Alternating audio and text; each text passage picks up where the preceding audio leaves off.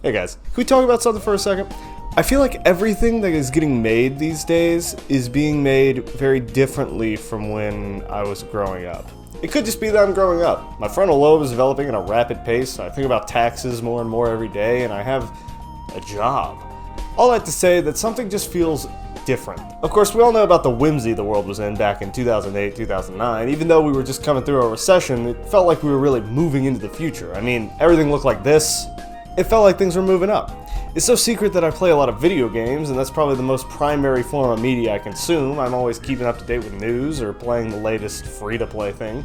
And just generally, I check out the landscape as much as I can. It's something that I've always found a hobby in ever since I was really young, probably too young. And for that reason, I feel like I've noticed a big change in the general trends. So really, I've just got one question today. Why is everything so freaky now? First of all, I think it's important that we define the term. Since the dawn of the third dimension of graphics, we've had babes on covers that just completely changed the game of why people actually wanted to buy it. The gameplay was sort of a second element back then. It was something that was obviously necessary, but there was now this 3D graphic of triangles that you had to look at. That was a big deal back in those early days. As games developed, we had more and more mature themes that led towards that sort of suggestive, freaky side of mature storytelling. And to be honest, that's not what I'm here to critique today.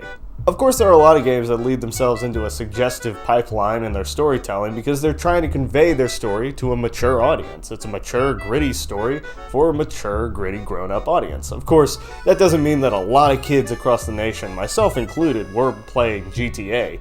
I played it very late in my teens, but I played pretty much only online. I don't think I beat even a quarter of the story. That doesn't make it any less of a mature game, and was longed for by a lot of children just for the freedom of the game more than anything. It was a game that made you feel like an adult because you weren't supposed to be able to play it.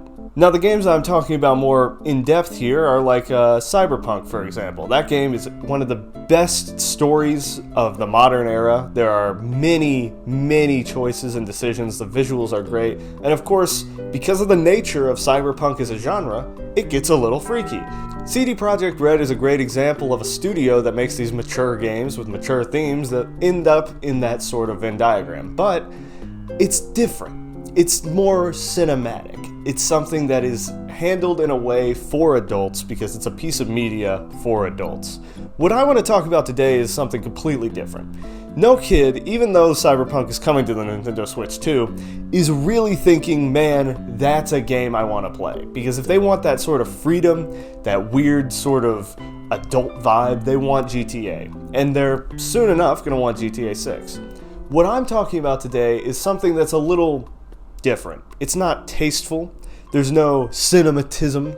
That's not a word. There's no cinematics to it. It's completely eye candy. Let's talk about the freakification of video gaming on the multiplayer level. Now, video games for a long time have had this sort of way of doing things. You put a hot girl on the cover, it's gonna sell a lot of copies. That's just life. Movies do it, films do it, those are the same thing. But basically what I'm getting at is I'm sure there's a big portion of people who played the Batman Arkham series just because Harley Quinn happened to be in it. It's the same reason why Overwatch has Tracer on the cover instead of, say, Cassidy. It's simple. Sex sells. We've known that since the 50s and 60s. It's always been a thing in our American culture and, heck, worldwide. I mean, every nation has their own form of this media. But there's something specific about the way that American game companies are starting to do it right now that I think may even be influenced by other parts of the world, and I do want to talk about that. I think to get into what I mean by the freakification of the multiplayer gaming platform, we have to talk about multiplayer gaming as a whole. And I think there's no better way to talk about the current landscape of sort of these class or hero-based shooters that we see pop up everywhere than to go where it sort of all began, where it really took off, where things really changed the game, something that really dug in and changed the world. Team Fortress 2 is one of those things that I have a bit of experience with. Look, I'm not proud of the number that tops the charts on my gaming hours played or is permanently welded to my profile on Steam, but it's important in this case that I have a little bit of knowledge to talk about the game as a whole and how it affected gaming. Back in 2007, when Team Fortress 2 released, it was a paid game, but it was one of the first of its kind that really brought this hip to it. There were other games in the past, Quake, Half-Life Deathmatch. The movement shooter and fast-paced action had already existed, but Team Fortress 2 did something different. It had 9 playable classes that each had very distinct personalities, and while all being dudes, brought a charm to the table that games before it hadn't really had. It was a multiplayer game that wasn't just a faceless character that you could customize a little bit. You were playing a character. You were playing a class. I'm not going to go too in-depth on the classes in Team Fortress 2 because there's a lot you can go in. There's lore, there's source filmmaker videos, there's official videos, there's community-made things. It goes on very deep. But it's important to note that the hero shooter genre, or class shooter genre, began sort of around that time in 2007. For the moment, there were 1 to 2 female characters within the lore of Team Fortress at all. It was the Administrator and Miss Pauling, and both of them were not even playable. I think it really began a few years later, when League of Legends released. Now, I don't have hardly the hours in League of Legends at all. I don't even think I have an hour in League of Legends. I consider that a good thing, because I shower. League of Legends had a roster of characters that additionally kind of built on that sort of class system we had, but of course they're very different games. One's a MOBA, one's a shooter. Either way, this roster of characters presented a whole team of people that could be liked and related to by the players themselves. It's a big part of why these games persist today. For that reason, eventually these characters were sort of, brought into the problem area that we face today. And at this point, it's not even a problem area, because Team Fortress 2 and League of Legends itself is more comic mischief, violence. The actual problems that could make it an adult game come from the community itself. Team Fortress 2 as well, but Team Fortress 2 is a shooter with, gore and blood and all that. So both of those are still pretty mature games in their right. Many adults are playing them, of course many kids are as well, but it's something that's definitely on the more tame end of what you could be playing. Now, there's been an emerging market of games for kids that are being played by kids that sort of are twisting that character element. In 2016, when Overwatch released, it was sort of a capstone on the hero shooter genre. It blasted it forward into the years to come.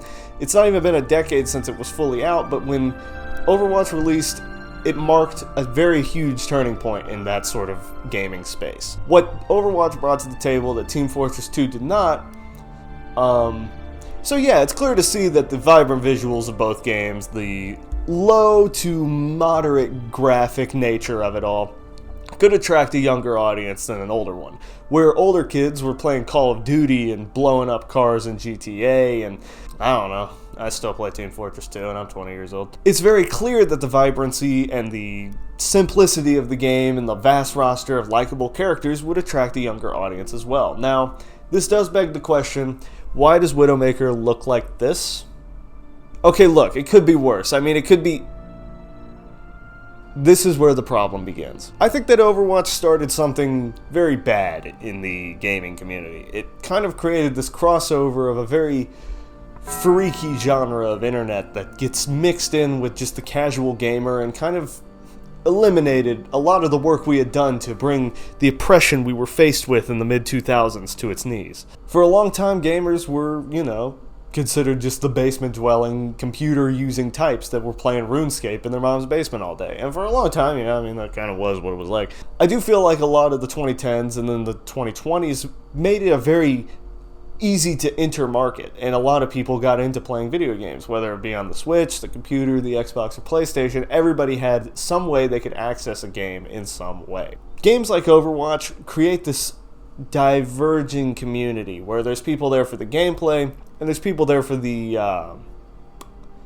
For that reason, a lot of studios caught on and noticed this. One of the biggest things I noticed on this was when PlayerUnknown's Battlegrounds was bought out by a Korean company named Krafton. Krafton maintained control and still maintains control and development over the game, making it free to play and adding a lot of microtransactions that very much changed the aesthetic of the game. As for it being a cultural difference, that's completely possible and very much a reason for why things are different. There's a lot of K-pop influence, there's a lot of dance influence that was not there in the game before, but seeing the game that started as this sort of gritty, tactical battle royale game turn into, that, was a jarring turn of events, especially for somebody who played it from pretty much the beginning. I'm not going to sit here and say that Fortnite hasn't changed their art style either, because it wasn't gritty or tactical, but it did have its own sort of charm to it. Now that we're kind of creeping up to the modern era, I think the most recent offender of this is Marvel Rivals. Now, if you've clicked on this video and made it this far and you're somehow unaware, Marvel Rivals is pretty much the Marvel version of Overwatch, and when I first heard that, I was super excited, because at the time,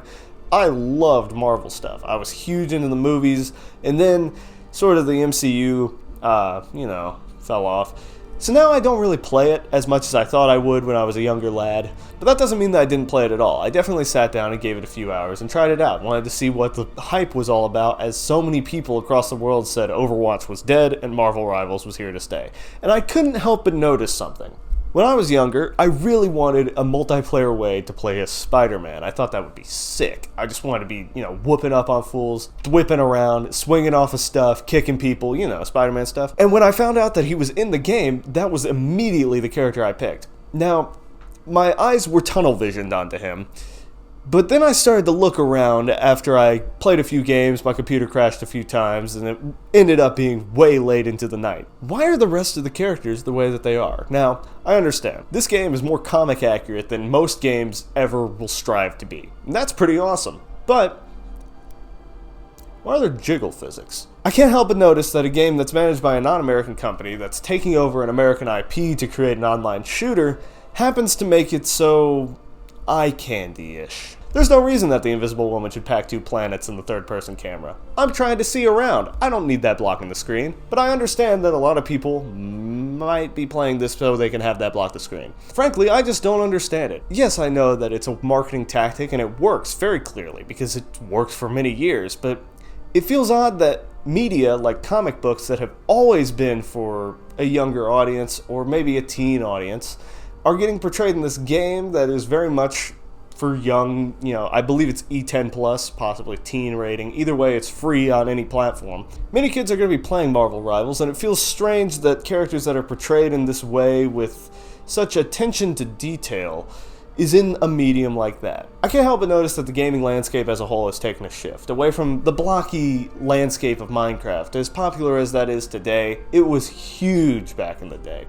Or the gritty realism of COD, which now even has its own problems, just like I'm talking about now. Everything feels very vibrant. It feels very mobile game-esque. It feels easy to run, and it feels eye-catching in a way that isn't eye-catching for the sake of it being cool, but for the sake of it being a hot lady on the cover that makes you want to play the game. And that's not even where I think the scumminess ends. It's not that they get you in the door by wanting to play the game. It's the fact that now they have cosmetics releasing that are paid with real money that make your character have on a different outfit or whatever. And, of course, this ties back to Team Fortress 2. We have Valve to blame. But at the end of the day, Valve had no idea that putting funny hats on the spy would end up making, that. At the end of the day, there's not much we can do to fix this. It's not even a problem that's really needing to be fixed, but it's definitely something that needs to be talked about, because there is a very clear distinction between old games and new games, and of course, as a result, old content and new content. And especially now that devices are in everyone's hands from the age of 1, we all have access to the internet at all times, and our dopamine receptors are completely burnt to a crisp. And that is completely because of the society we've built around us. Definitely things like video games have imagery that people want to see. And now social media making it easier than ever to have an algorithm that feeds you exactly what you want to see. It's very important to recognize that maybe everything that we know is bad for us that we still divulge in, being fed to us at all hours of the day through the little device on our screens, is definitely a bad thing. And it's something that, for the new generation growing up, should be noticed. There's no need for every Fortnite character to be harboring 2 turkeys in their back pockets. There's definitely no need for a second Widowmaker bikini skin. And with how TikTok works these days, I think there's definitely no need for any amount of kids to be on that platform, really at all. It's a very strange and scary place, and frankly, I don't think any algorithm that shows you things that you like should be something that should be able to fester in a lot of people's minds. Overall, I think the moral of this video is that the world's a weird place. There's a lot of things that change all the time, and maybe Cyberpunk and Neuromancer and Blade Runner's vision of this crazy, freaky future really isn't that far away. Every day we get a little bit closer to it. Every time you log in and see a new skin just dropped in Marvel Rivals, maybe we have gotten a little bit closer to the big hologram woman in the end of Blade Runner. All in all, this was just a rant. I don't really have a solution for this problem. I have no way to get into Tencent headquarters and start retexturing every model in the game, but either way, I do want this to sort of bring awareness to what's being played and what's being shown on screens, because while stuff can look very, very nice and young and youthful and vibrant and cool, a lot of games kind of have this sort of sinister second layer to them these days, it feels. Now, that's not to say that every game is like this, absolutely not. There are many games that are great experiences that I've played that have no ounce of this. But those definitely aren't the games that are as easily accessible as you'd think. Every game that's free is going to be downloaded by anyone who can play it. And that's just life. Make sure you know what you're playing, make sure you know what your kids are playing, and don't let the freakification of the youth spread as much as it might be. If you like this geeked up white boy talking about all of his favorite video games and the problems that he sees going on with them, be sure to slap that sub button, slap that like button, slap that close video button, get up, stretch, walk around, sit back down, and watch another one. That's life these days, and we can't stop it.